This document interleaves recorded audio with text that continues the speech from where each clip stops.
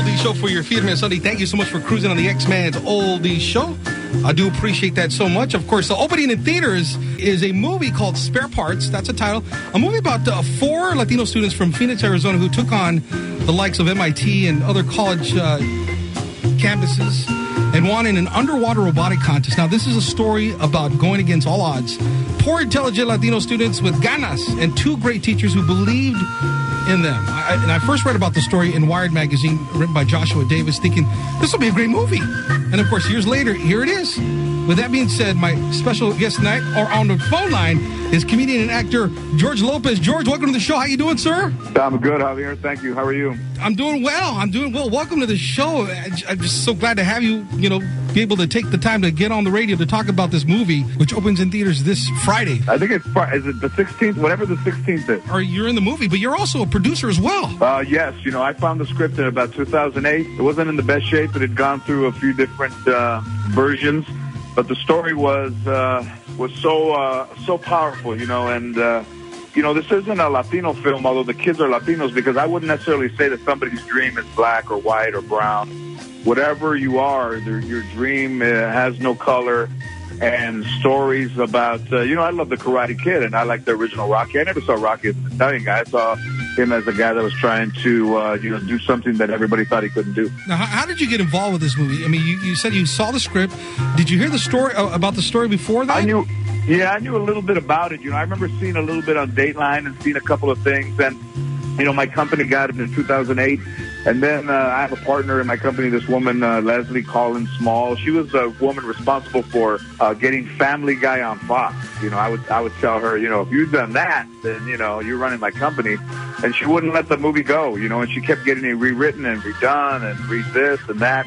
And then Pantaleon Films and Eugenio Derbez did, Not Structures Not Included. That movie did really well, and I think it gave kind of the green light to me to produce this movie. And then they said, if you produce it, we want you to be in it, of course. And it's a very dramatic part for me, very different from what people are used to seeing me. And more, I would say more Javier, more like my real character away from comedy, very kind of quiet, very serious, kind of, a loner type. But it is a great movie, and all people will love it. Parents and kids will go together. And, the one thing is that, movies like this don't come out every day, and they don't come out every year. And a movie like this should be supported by our community and by all people, because the story's worth seeing.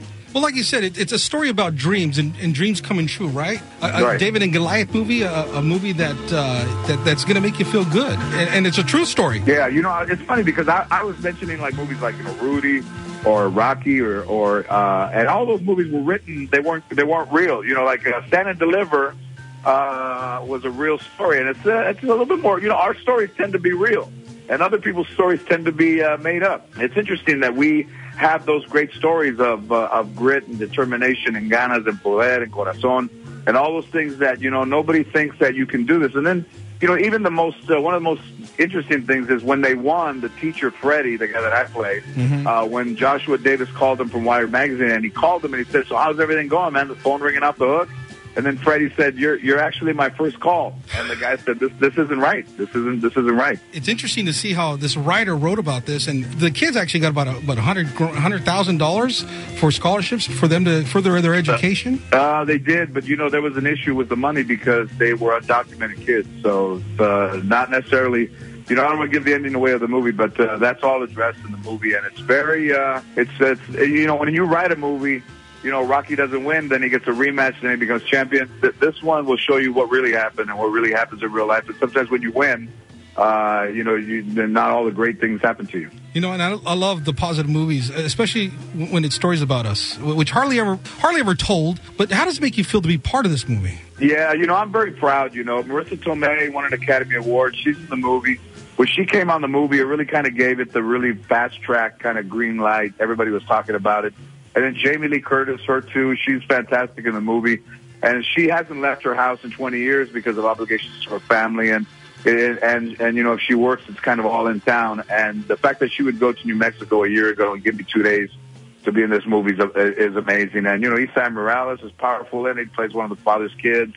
And it is a good movie all the way. I must say every part of it is good. It's a great story. It's a great story about kids dreaming and the American dream. Can I say that? Can I say it's an American dream? Yeah, American dream. Yeah, we have the American dream. You know, the American dream is still alive, you know, and there's a lot of entitlement in kids an appreciation and a kind of a coddling kind of thing. But, you know, I don't necessarily think you need to have a horrible childhood like mine to appreciate things. But I think parents need to be a little bit more kind of selective in how they raise their kids. Maybe don't give them so much and let them do stuff for themselves.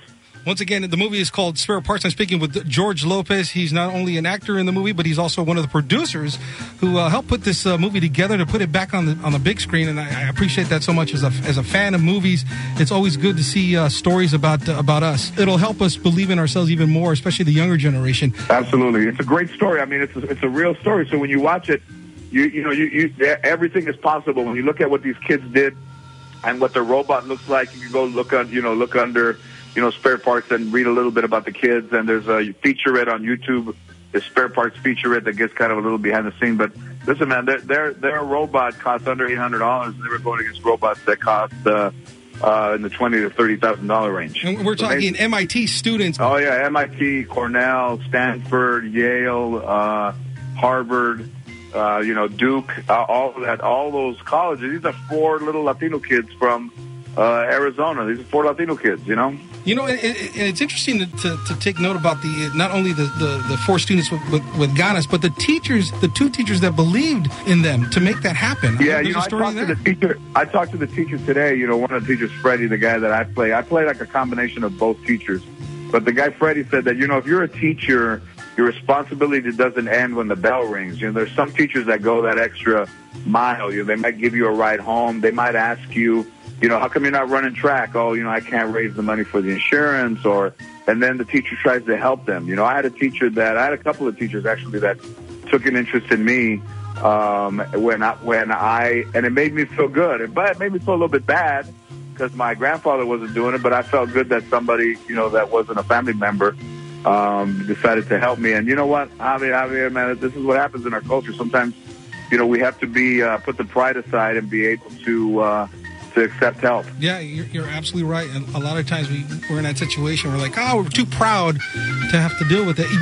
Do you recall not only a teacher, but someone in your career that has been there for you as well? Oh, well, you know, Sandra Bullock discovered me in 2000. So I would say that without Sandra Bullock's opening the door for me, I mean, I had to get up on my own feet and perform and do everything that I've done since then. But without her giving me a hand, I'm not sure that there would have been a hand out there to help. You know, we've known each other for a long time, and just so happy for you and all your success. Well, thank you. You know, and it's good because there's other things. You know, everybody thinks that there's competition against Latinos and that there's bad blood. But you know what, man? This business is hard for everybody, and there's no time to have bad blood, and there's no time to nitpick or backbite somebody. You know, when you do your work, you don't have time to think about what anybody else is doing, and what anybody else is doing really doesn't matter. Once again, the movie Spare Parts, it opens in theaters January 16th, and it's going to be a great movie. You're going to love it. I'm telling you, folks, you're going to love it. Tell everyone to go out there, bring the whole family, bring the kids.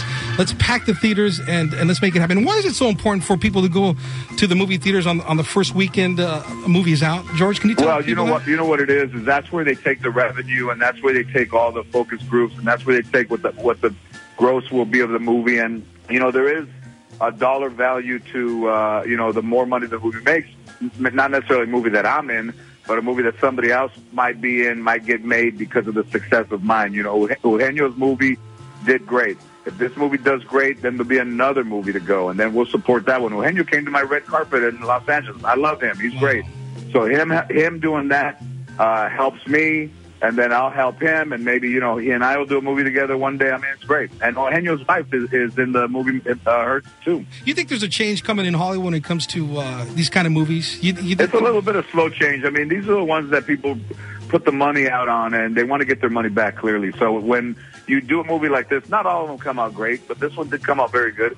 And then when it makes its money back and people start to see some revenue and the people that go see the movie like it, that's what making a movie is all about. That the investors make their money, people go see it, are happy, and then these stories continue to be told. So what do you hope someone goes to the movies with their family? What do you hope for them to get out of it? I hope that they know, they see that whether you don't have to be a young person to still want to make your dreams come true. You know, if somebody wants to do something, if somebody wants to spend more time with their children, if somebody wants to go back to school and become a nurse, somebody wants to go to school and become a dentist, somebody wants to go to school and become a lawyer, nothing is impossible, and the only barriers out there are the barriers that we put up for ourselves.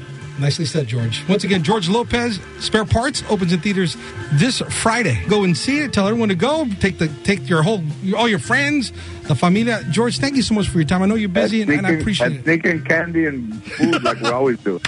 You know it. Kettle corn. All right, gracias. You have a great evening, brother. Thank you. I love you too, brother. Thank you so much. Bye. All right, there you go. George Lopez, Spare Parts, opens in theaters Friday, okay? January 16th. All right, time for the X-Men to get kicked out of the studio, making room for Art LeBeau. X-Men out the door, saying adios for another way, another day, another time, another place. I leave you with peace, love, and happiness. And remember, always remember, God loves you. Keep the faith. Be strong. I'll talk to you next Sunday. Same time, same bat channel, right here on the X-Man's Oldies Show for my Chukwuala Alicia and little Daniel. Here you go, the Midnighters. And that's all. Adios. God bless you all. Have a great work week.